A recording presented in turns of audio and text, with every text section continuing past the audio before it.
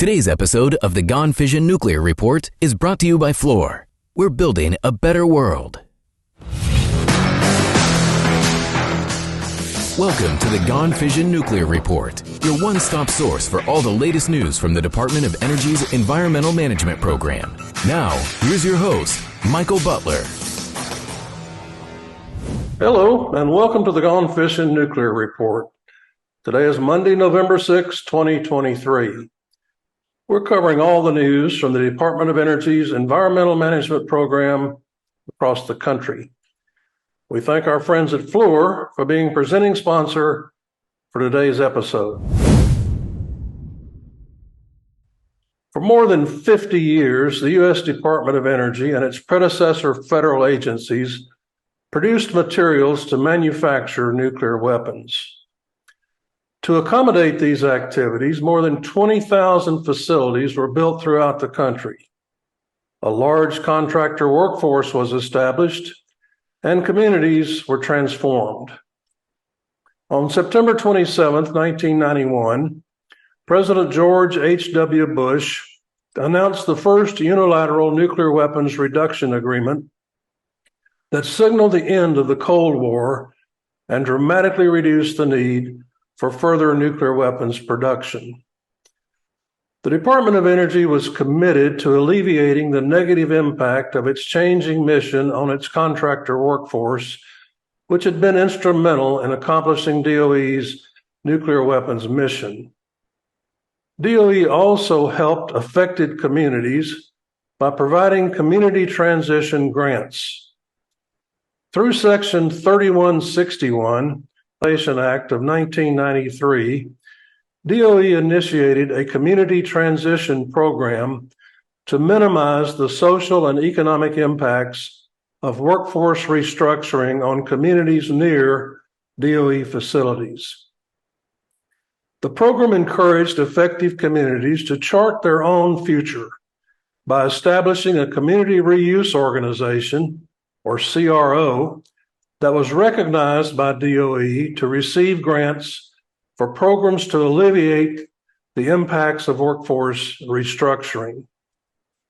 15 communities with DOE facilities established CROs, including Savannah River, Oak Ridge, Nevada, Pinellas, Idaho, Mound, Hanford, Los Alamos, Portsmouth, Fernald, Paducah, Carlsbad, Rocky Flats, Albuquerque, and 8 Northern Indian Pueblos Council organization. Even though Section 3161 grant funding was eventually eliminated, several CROs remained active and retained their CRO status to receive excess personal and real property from DOE. One of these was the Community Reuse Organization of East Tennessee, also known as CROET. For the past 30 years, CROET worked closely with DOE to receive federal property transferred by the agency to the Oak Ridge community. Some 2,200 acres were available for transfer from the former Oak Ridge Gaseous Diffusion Plant, or K25. Through CROET, the community renamed K25 the East Tennessee Technology Park, or ETTP, and began to market property for use by private industry. The effort was highly successful, and today numerous companies call ETTP home. Several of these companies are leading the nuclear renaissance with small modular reactor and fuel technology. The success of this recruitment was one factor that recently led Tennessee Governor Bill Lee to establish the state's first Nuclear Advisory Council to explore ways to maximize Tennessee's involvement in the advancement of nuclear technology. Now, CROET is saying its job is done. In August, the organization announced it would close in the next 2 years. We'll have more on this development after this from Fluor.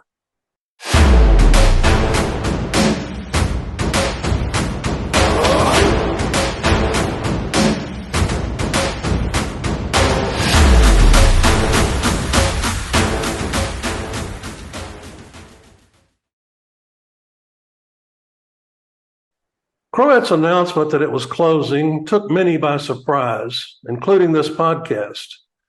We reached out to CROET to learn more about the reasoning behind the decision. David Bradshaw, a former CROET chairman and former mayor of Oak Ridge, gave us some insight into what led to this decision. We're talking today with David Bradshaw. David is the former mayor of Oak Ridge, former chairman of the Community Reuse Organization of East Tennessee, and currently serves as treasurer and a member of the board of directors of CROET. Hello, David, and welcome to the podcast. I'm glad to be here and part of your this wonderful product that gets a lot of word out to folks. We appreciate it. Well, we're just glad to have you with us today. I'd like to start, David, if we can, just by talking about what led to the decision to close CROET. Your announcement that you issued at the time said that this is exactly the right time to undertake an orderly closeout. What makes this exactly the right time, and what led to this decision? Sure. And let me start by saying that it's exactly the right time for our CRO. It might be not the right time for another CRO around the country. So this is really something that's very personal to our East Tennessee CRO. And we're in very good shape. The condition financially and otherwise, we have a strong board. Our financial condition is strong. We have come a long way down the road on our mission that we set out to do almost 30 years ago. It's hard to believe it's been that long.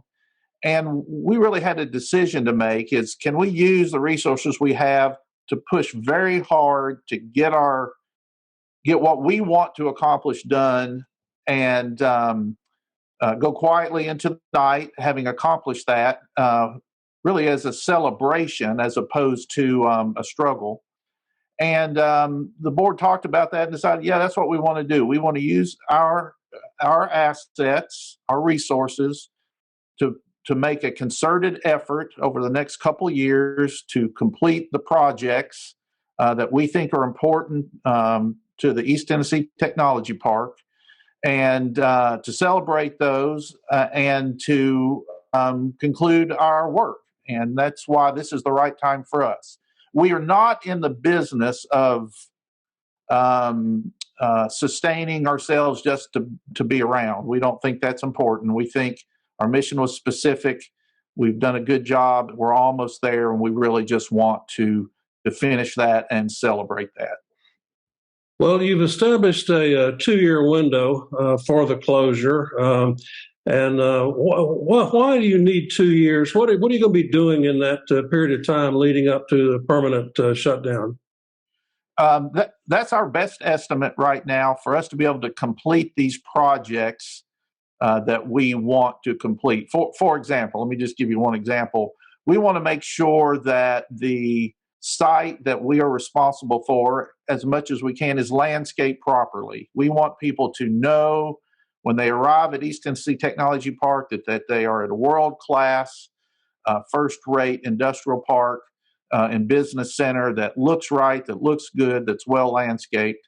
And, you know, if you've been to K25 over the years, that's not something that normally happened. And so it's going to take some time to do that. Other things we're going to do include road reconstruction and repaving, and among other things. Just think that's the time frame it's going to take to complete these projects. So you're looking at those as kind of the finishing touches on the Heritage Center and on the transferred land that you've received, just to make it more attractive and habitable for the industries that'll be coming in. That's exactly right. And what we don't want to do, Michael, is get to the end, still need to do landscaping, for example, and be out of funds to do that. Then we leave an incomplete park. We may have been in business a little bit longer, but that's really not our mission. Our mission is to complete the park, and we think that's what it's going to take to do that. Okay. How many staff members are there at the CROET office, and what will happen to those staff members? Thanks. That's a fair question. That's something that is a big concern to us. We have two staff members, Teresa and Rhonda. And let me say that we probably wouldn't be undertaking this if it wasn't for how good, how strong, how capable both of them are. Teresa has been a part of this organization for a long, long time. When Lawrence Young retired, we asked her to step up, and she has done a super job of doing that. She understands the land transfer process. She understands what it takes to get a deal done at East Tennessee Technology Park. She knows the players. Rhonda is a great support person for her.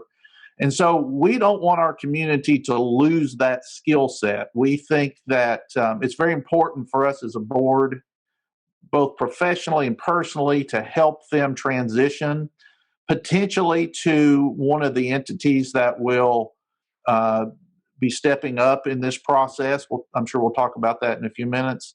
But we think that this community deserves to continue to access the skill set of these two individuals, and we plan to help them do that. We think they won't have any trouble transitioning to a similar role within this ecosystem. Well, I happen to know Lawrence and Teresa, and they're both outstanding people, and you've been very fortunate to have that kind of leadership in the organization. Yeah, we've really had really two leaders of the CRO for 30 years, really, and Lawrence and Teresa, and that is a testament to their good work. Well, the Department of Energy has transferred about 1,300 acres of former federal land to CROET for economic development purposes. And you've actually enjoyed considerable success, kind of enviable success among DOE communities in attracting new industries to the Heritage Center and the East Tennessee Technology Park. And many of these industries have been associated with clean energy and with the nuclear renaissance. Can you talk about that success, the kind of companies that have been attracted to the park, and what that means for the future of Oak Ridge and its economy? I'd be glad to. And really, this gets to the heart of what the Community Reuse Organization of East Tennessee is all about. And let me take everybody back to the early and mid 90s, and the DOE cleanup process was getting underway. We heard reports that it was going to take 60 and 80 years to clean up sites and billions and billions of dollars, and it was not an exciting prospect. And some folks in Oak Ridge who helped start the CRO got together and said, let's do better than cleaning up K25, as what was called then, and plant grass. That doesn't help the tax base. It doesn't create any jobs. It doesn't recognize our heritage, what happened here. And instead, they had the audacious goal of reusing this site. And it seems normal now when you go out there and you can drive your car around East Tennessee Technology Park, and there's no fences per se. But back then, to reuse a former gaseous diffusion site for commercial purposes was just unheard of. It was a very tall order to try to do that. But we felt like that was a better use of our time. Could we, instead of tearing something down, could we reuse it and create jobs, create a tax base? Could we lease things from the Department of Energy, ultimately own things? Could we actually sell these properties to private clients? And through the work of a couple of folks we've mentioned, Lawrence Young and Teresa, but also a lot of other board members who had that vision, we started down the road to do that. We leased some equipment to a company. We began to lease space, and ultimately we transferred space. So what we're left with is a first-rate commercial industrial park in a community that generally loves the nuclear industry. They like what that can do for our country and for the world. the difference it can make in the radiopharmaceutical industry, et cetera. And those companies are attracted here because they've got space that they can locate, and they have a community that is welcoming to them. So, if you look at some of the companies that have considered here, Kairos Power and Ultrasafe Nuclear, UCOR, Apollo Mechanical, Energy Solutions, RSI. These companies wouldn't be here if it wasn't for that early audacious vision of the CROET pioneers. So we think it's had a big impact. It is a vibrant part of our community instead of a kind of a forgotten corner of Oak Ridge. Well, as a former mayor, you know the value that DOE places on its relationship with the community and with community leaders. Some people would say that having CROET close after 30 years leaves a sizable void in the DOE community partnership. Do you see it that way? Is there a need for any kind of successor agency to CROET? Will any existing groups pick up any of CROET's responsibilities after you close, including the city itself? Michael, that's a great question. And we thought a lot about that as we were going through the thought process of where we're at today.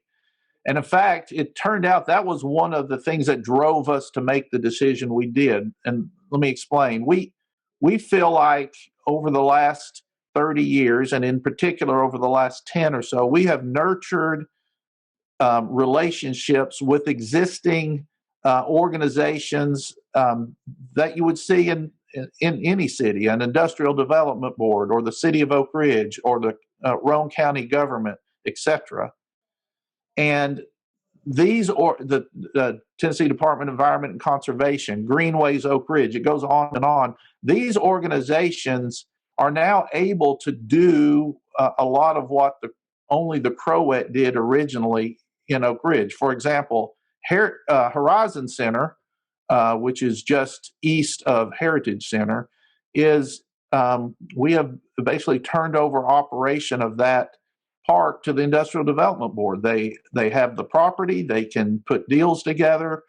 In fact, a lot of our large new nuclear companies are coming into that park working with the Industrial Development Board. So the city of Oak Ridge is going to own and maintain the road structure, the utility structure.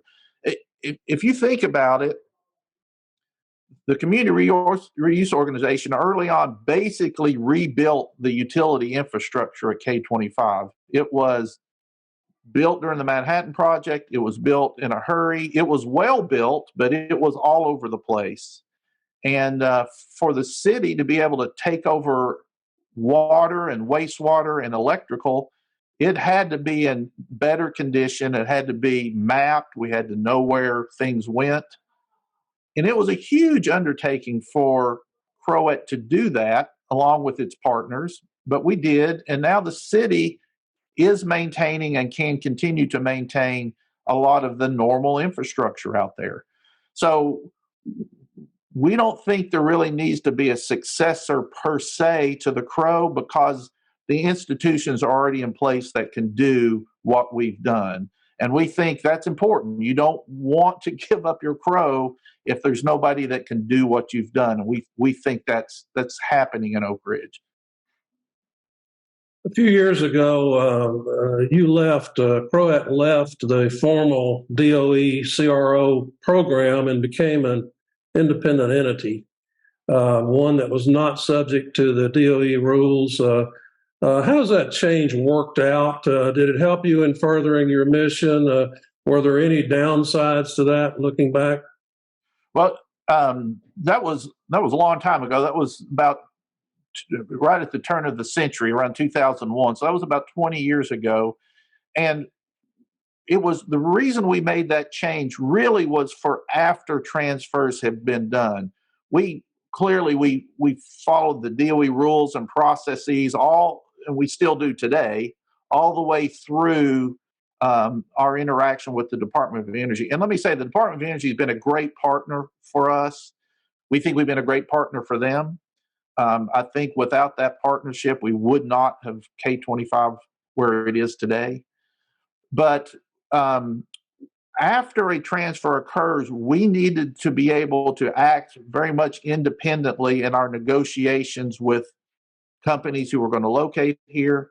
In other communities, when a company is coming to town, there is a negotiation that happens, and we needed to be able to think and act and work under the framework of an independent company. And so that's what we did. So the advantage to us was after the work with the Department of Energy was completed and not before.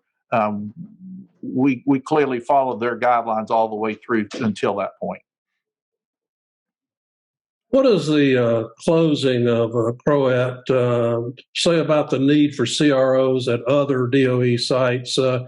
Should others be looking at sunsetting after their mission is accomplished, or do you feel that CROs are waning in importance overall after 30 years? That is a good question, and I've got really a couple of thoughts on that. The first is it's important to know where a CRO is in the process, and that's very specific to each individual site. We feel like we've come well up the curve and are coming down the backside of reusing and moving K25 into the private sector and private sector use. Other CROs might just be starting that. They may have just taken their first leased piece of property or first transferred piece of property. I would say in that case, they've got a 30-year window they're looking at, if it's similar to us, to get to the finish line. So I wouldn't say that the influence of CROs are waning. I would say that it's very dependent upon where each individual site is.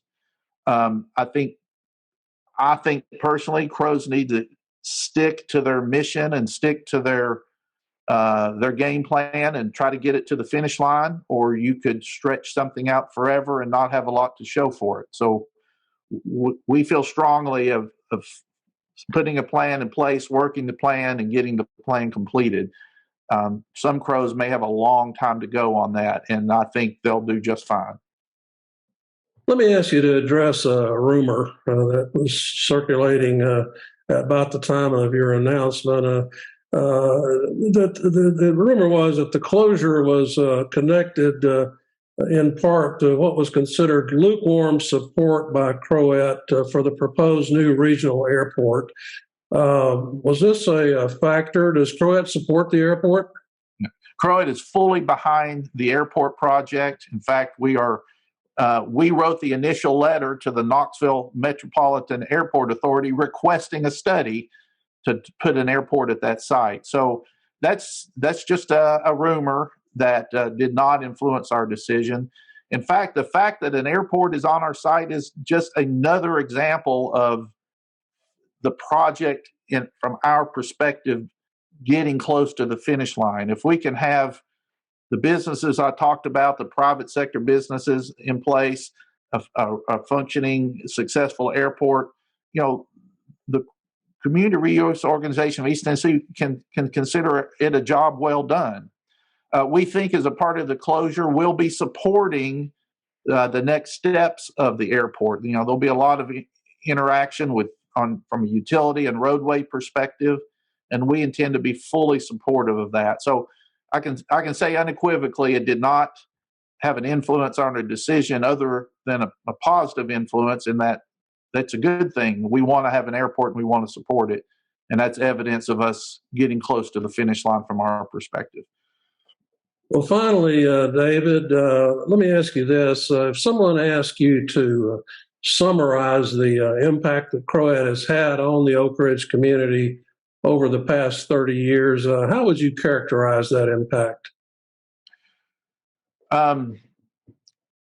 I have thought a lot about this question, and there's a lot of positive impacts. There's a lot of things that the CRO in Oak Ridge has assisted along the way. If you'll remember, we did grants and loans early on. I mean, that was, people forget about that, and that had a lot of impact on small business. But I think if I could summarize one thing, it was that the early leaders of the CRO had the vision that it would be better to reuse K25 than plant grass on it. And they decided to do that, and DOE agreed to be a part of that. I mean, that takes two sides to make that work at a time when nobody believed it could happen. But it did, and because of that vision, and that was really our thesis statement, let's get K25 to the point where it is a functioning, successful private business park. And we followed that all along for all 30 years. And the impact it's had on Oak Ridge is tremendous. I mean, we have companies, jobs, we have tax base, we have, when people talk about the renaissance of new nuclear, Oak Ridge is always in that discussion. And if we had not done what we did at K25, there wouldn't be a place for those companies to go. So that impact has taken the west end of Oak Ridge from what was, just a devastating announcement that K25 was closing to a place people go to work every day now, just like they did long ago. And that impact is immeasurable in Oak Ridge. It's we're proud of it. It has a strong financial impact, and I think it'll have an impact for the next 80 years, just like it did for the first 80 years. David Bradshaw, a former mayor of Oak Ridge, two-time chair of the CROET organization, and current member of the board of directors. I want to thank you for coming on the podcast today. You've done a lot to shed light on the reasoning behind the CROET decision and the way things will be looking going forward. And we appreciate you being part of the podcast. Well, this is terrific, and I look forward to seeing the rest of it. So it's important for us to gather that information too, and you're a great resource for that. So thank you so much, Michael. Oh, thank you. We'll be back with more on the community reuse organizations after this from Fluor.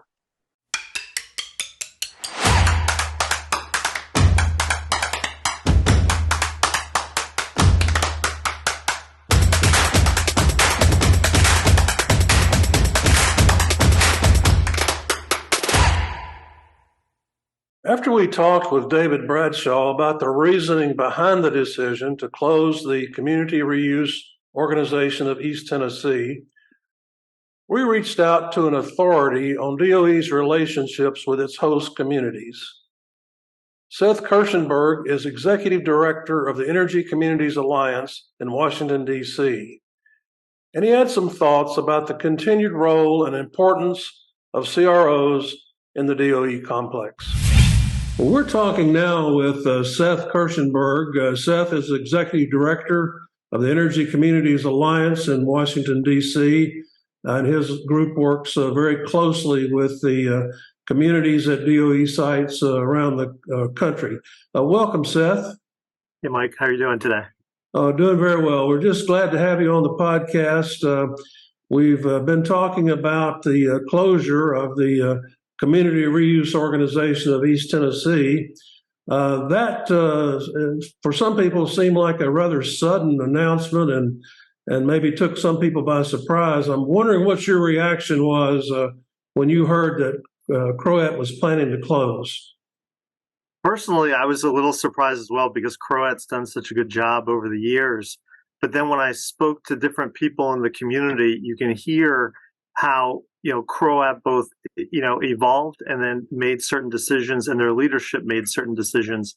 And it's definitely the right time for them to move forward and to close their doors and to move their missions to other economic development entities in the community.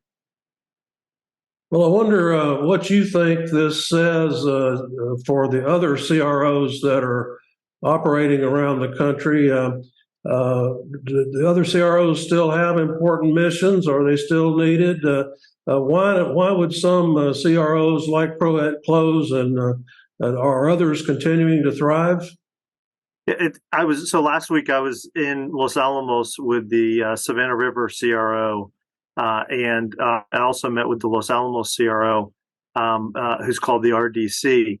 And what's really interesting is each CRO was built out of the same thing, which was really the closure or the downsizing of a lot of the Department of Energy activities at the end of the Cold War. So in the 1980s and early 1990s. The program started as a way to help communities deal with a lot of the different job losses and the economic impacts of those activities. What happened over time as the mission has increased and decreased over time, each CRO has evolved differently.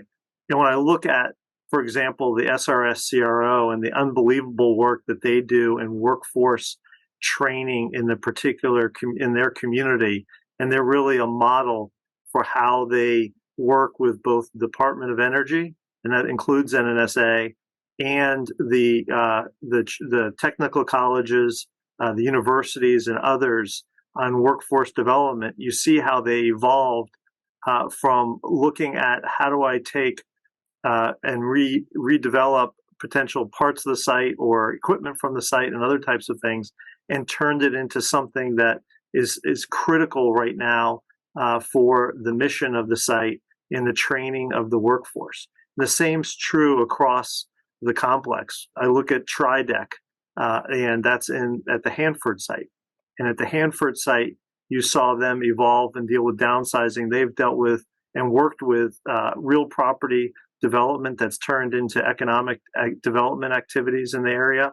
They're looking at the Clean Up to Clean Energy initiative, and they're doing a lot of exciting things at the Hanford site. And once again, you've got CROs around the country doing exciting things, and they evolved over time to continue to do that work.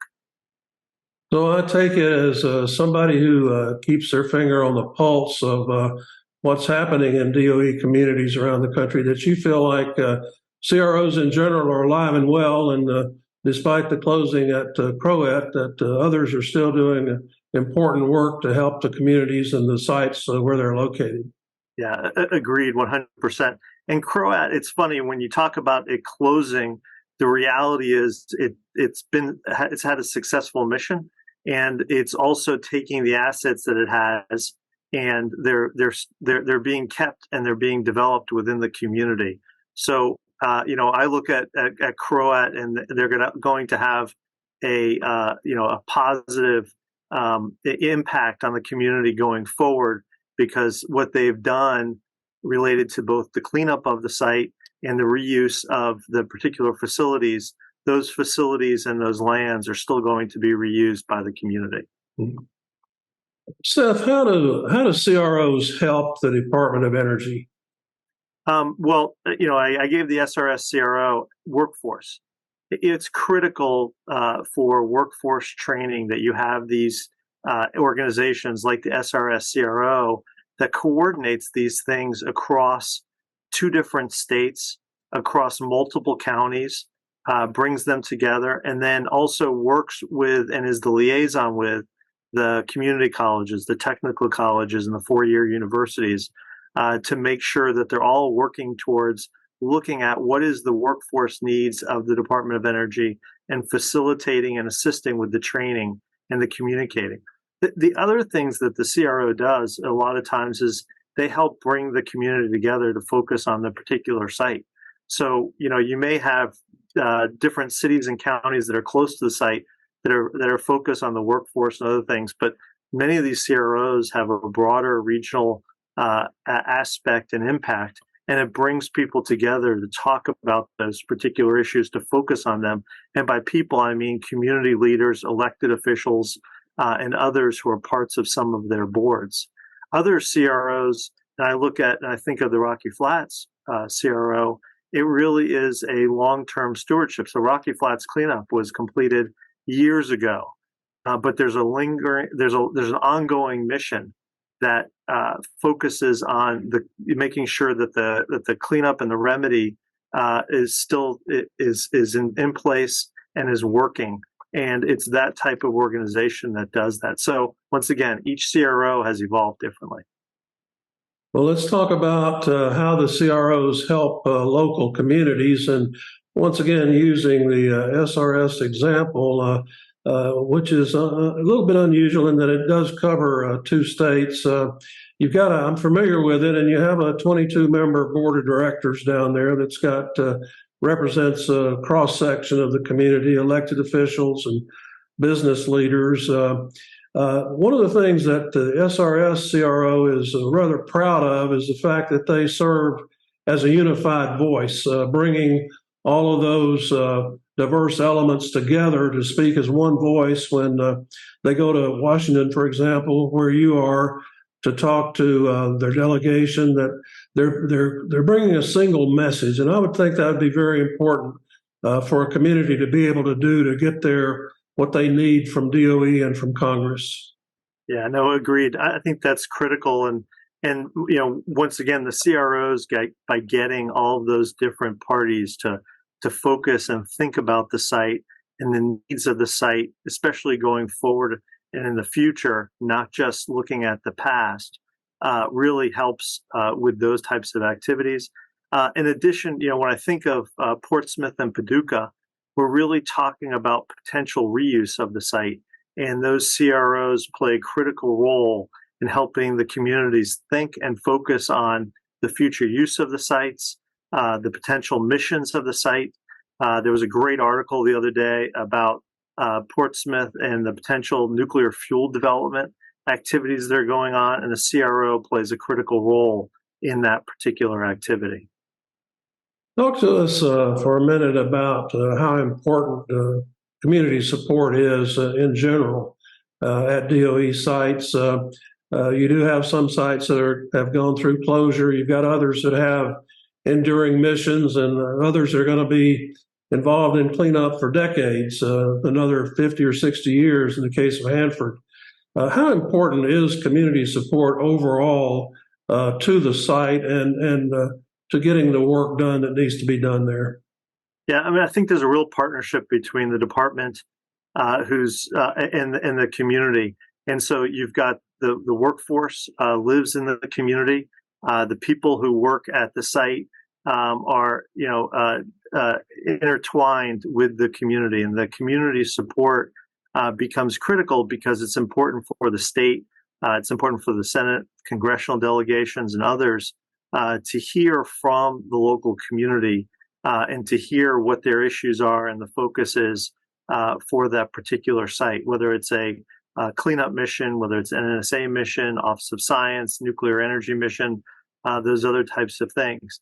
I think what's really interesting, I see the focus of the communities really on the future of the mission and where is the mission going and what kind of opportunities exist from having the site located in their community.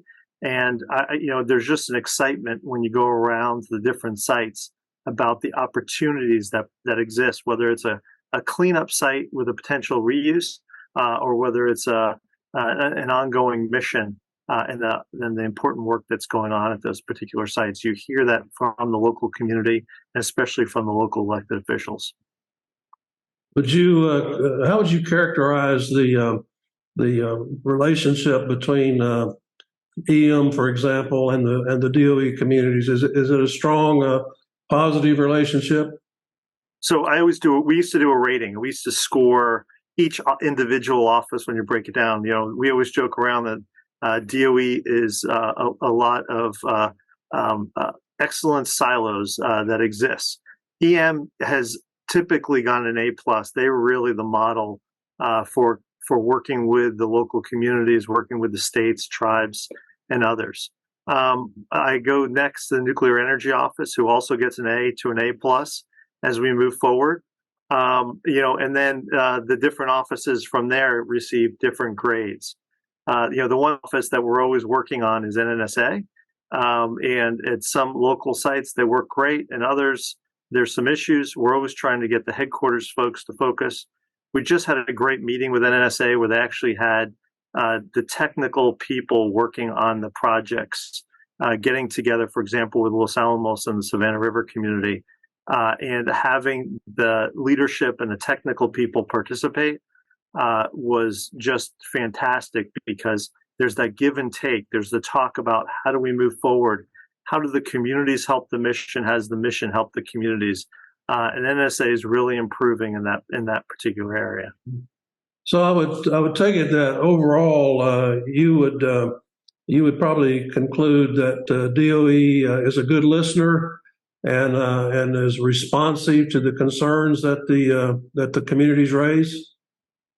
Well, when they're not a good listener, you have the elected officials make sure that they will listen. So I think that there's always been that the push always needs to exist.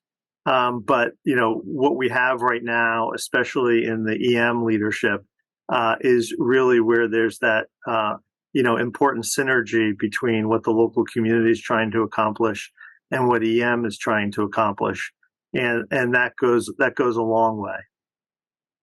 Well, finally, Seth, since we started out talking about CROET and maybe some of the concerns that were raised among people when they heard that they were closing, give us a kind of your closing thought on the need and the future of CROs right now. So, I think CROs play an important role in almost every active site. And because the CRO, once again, brings the various parties together, it always depends on the individual CRO. So in some communities like Oak Ridge, you have an extremely strong community as well.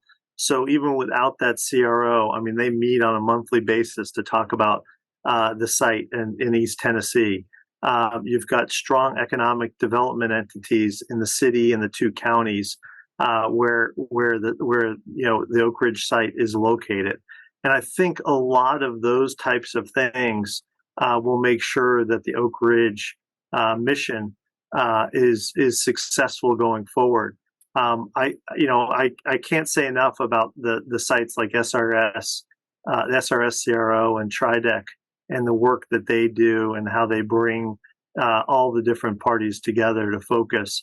And the success of those sites, you can point back to the CRO many times in those communities and the work that they did. So, I would tell you that CROs continue to play an important role, and I will also say that I've been around long enough to know that although right now we are in a good place on the budget, Mike, you've been around a long time also. The budgets go up and then they go down. We have increases in workforce and we have decreases in workforce over time. Anytime there's a decrease or change in the workforce, you need an organization like a CRO, or it could be a local government that does this work, but that coordinates and addresses the downsizing.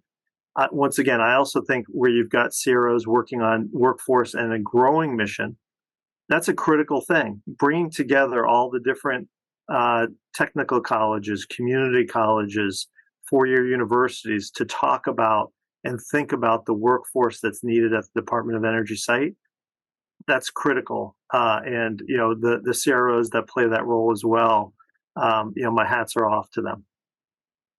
Seth Kirchenberg, Executive Director of the Energy Communities Alliance, thank you very much for joining us on the podcast today. Thanks, Mike. I always enjoy it. Look forward to seeing you in a couple of weeks at the cleanup workshop. Yes, sir. We'll be there. Thank you. Thanks. Bye. Today's episode of the Gone Fission Nuclear Report is brought to you by Fluor. We're building a better world.